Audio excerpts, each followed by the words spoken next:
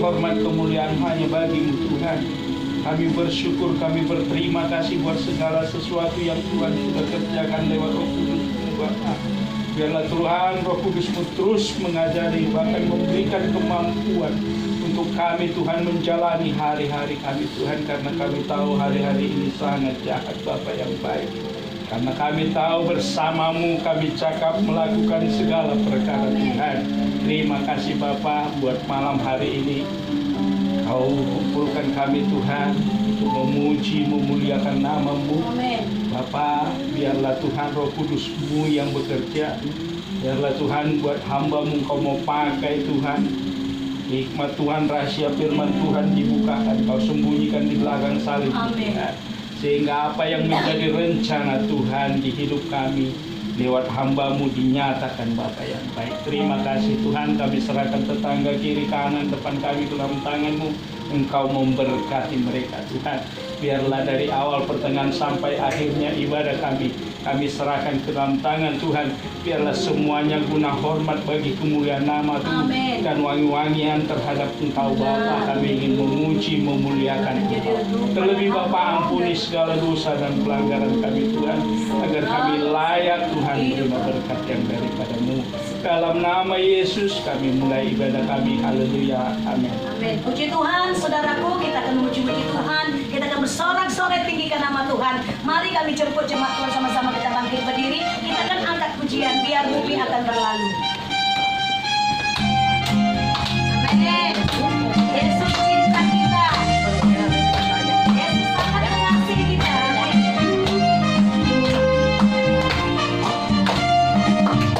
Biar bumi akan berlalu. Biar bulan tak bercahaya lagi. Biar langit akan bergoncang. Matahari tak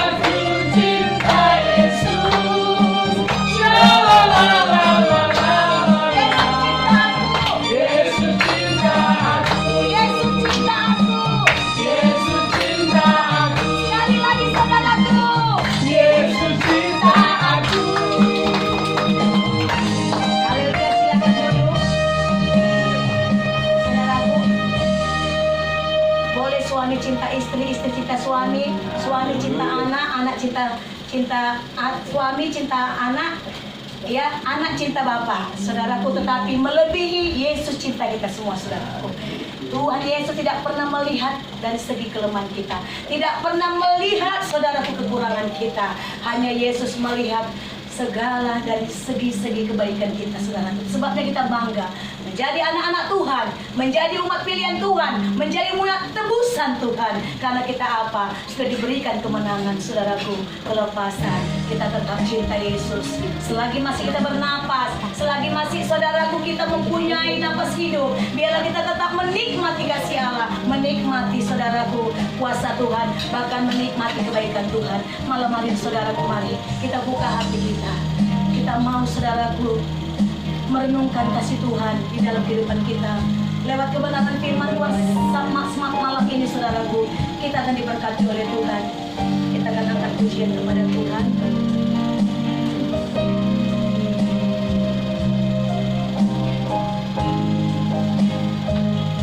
Kemuliaan di tengah badai. Tadi sudah dikirimkan, ya, sengaja pujiannya, sama-sama kita pelajari ini, ya. Saat ku berada di tengah gelombang, Kau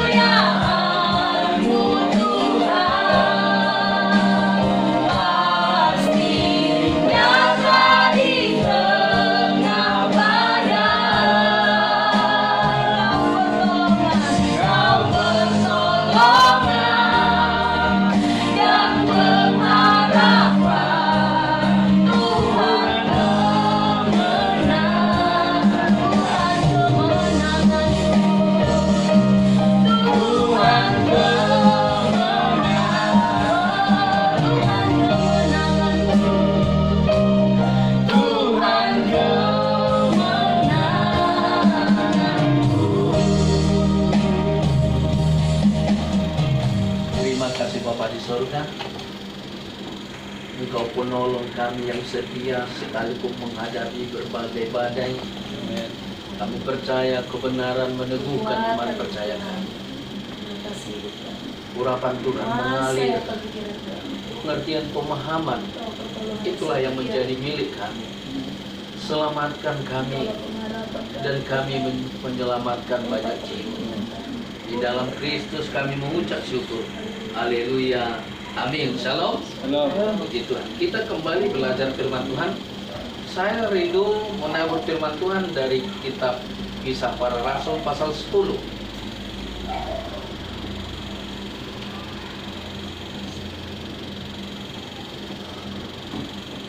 Kisah Para Rasul pasal 10.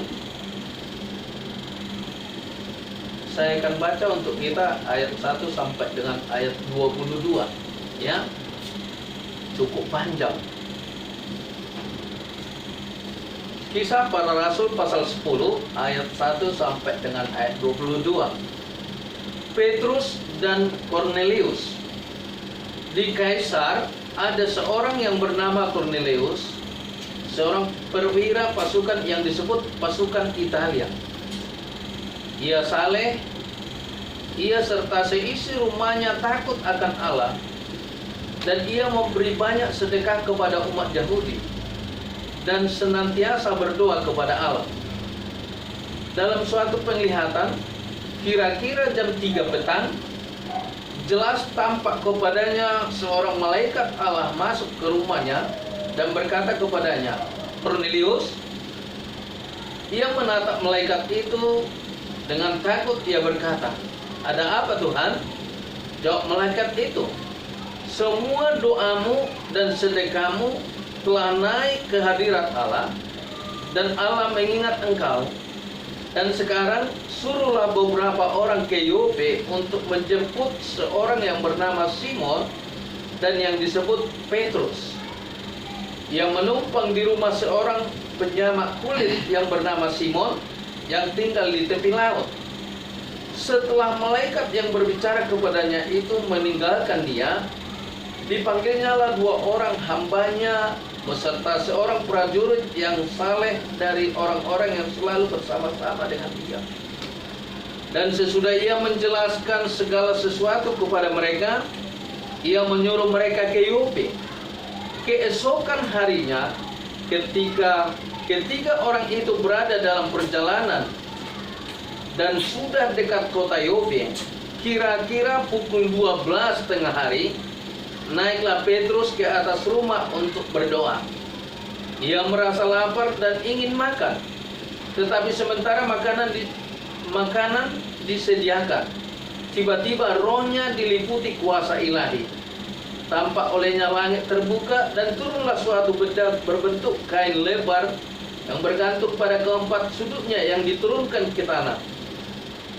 Di dalamnya terdapat pelbagai jenis binatang berkaki 4, binatang menjalar dan burung. Kedengarlah olehnya suatu suara yang berkata, "Bangunlah, hai Petrus, sembelihlah dan makanlah." Tetapi Petrus menjawab, "Tidak, Tuhan, tidak, sebab aku belum pernah makan sesuatu yang haram dan yang tidak tahir." Kedengaran pula untuk kedua kalinya suara yang berkata kepadanya, "Apa yang dinyatakan halal oleh Allah, tidak boleh engkau nyatakan haram." Hal ini terjadi sampai 3 kali, dan segera sesudah itu terangkatlah benda itu ke langit. Petrus bertanya-tanya di dalam hatinya, apa kiranya arti penglihatan yang telah dilihatnya itu? Sementara itu telah sampai di muka pintu orang-orang yang disuruh oleh Kornelius, dan yang berusaha mengetahui di mana rumah Simon. Mereka memanggil seorang dan bertanya, "Apakah Simon yang disebut Petrus ada menumpang di rumah ini?" Dan ketika Petrus sedang berpikir tentang penglihatan itu, berkatalah roh, "Ada 3 orang mencari engkau. Bangunlah, turunlah ke bawah, dan berangkatlah bersama-sama dengan mereka. Jangan bimbang, sebab aku yang menyuruh mereka kemari." Lalu turunlah Petrus ke bawah dan berkata kepada orang-orang itu, "Akulah yang kamu cari. apakah maksudmu kedatangan kamu? Jawab mereka, Kornelius seorang perwira yang tulus hati dan takut akan Allah dan yang terkenal baik di antara seluruh bangsa Yahudi telah menerima penyataan Allah dengan perantaraan seorang malaikat kudus supaya ia mengundang engkau ke rumahnya dan mendengar apa yang akan kau katakan. Puji Tuhan. Saudara, temanya malam hari ini adalah tugas anak-anak Tuhan. Apa tugas kita? Tugas kita adalah menyelamatkan jiwa-jiwa, menyelamatkan orang-orang yang belum pernah mengenal Yesus. Kalau kita sudah diselamatkan, maka kita harus berusaha menyelamatkan orang lain. Sebab itu yang Tuhan rindukan dari kehidupan kita, dari alur cerita yang kita baca. Kornelius seorang saleh, dia seorang prajurit, takut akan Allah, seorang yang tulus. Dia yang paling sangat berperan,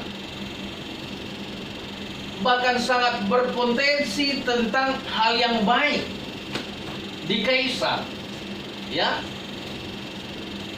suatu ketika Roh Tuhan berbicara lewat malaikat. Karena apa? Kornelius itu orang yang baik, tapi belum mengenal sesungguhnya siapa sebenarnya Yesus itu. Dia percaya tentang Yesus, tapi dia belum segenap hatinya pengenalan yang sesungguhnya akan Yesus. Maka malaikat tadi menyampaikan kepadanya, supaya apa? Supaya Kornelius itu menyuruh orang pergi ke Yope. Di Yope itu ada Simon Petrus, salah seorang dari 12 rasul. Rasul Petrus ada di Yope. Malaikat berkata supaya dijemput. Untuk apa?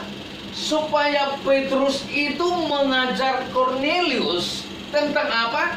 Tentang Yesus, tentang pelayanannya, tentang kematiannya, tentang kebangkitannya, sampai kepada kedatangannya kedua kali nanti.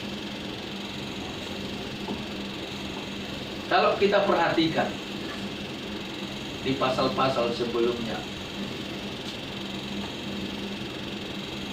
ketika sida-sida itu membaca Alkitab, mereka sudah percaya, ya. Tapi isi Alkitab itu belum mereka mengerti. Ketika ditanya, mengertikah Tuhan apa yang Tuhan baca? Apa jawab mereka? Kami tidak mengerti kalau nggak ada yang menerangkan. Itu sebabnya Kornelius ini seorang yang saleh, yang rindu pengenalan akan Tuhan. Langsung malaikat menyampaikan pesan supaya Kornelius menyuruh hambanya Petrus dijemput dari Yope. Tujuannya supaya dia menerima pengajaran tentang Yesus itu, baik dari semasa pelayanannya sampai kepada kematian, kebangkitan, dan sampai kepada kedatangan kali yang kedua dalam penghakiman.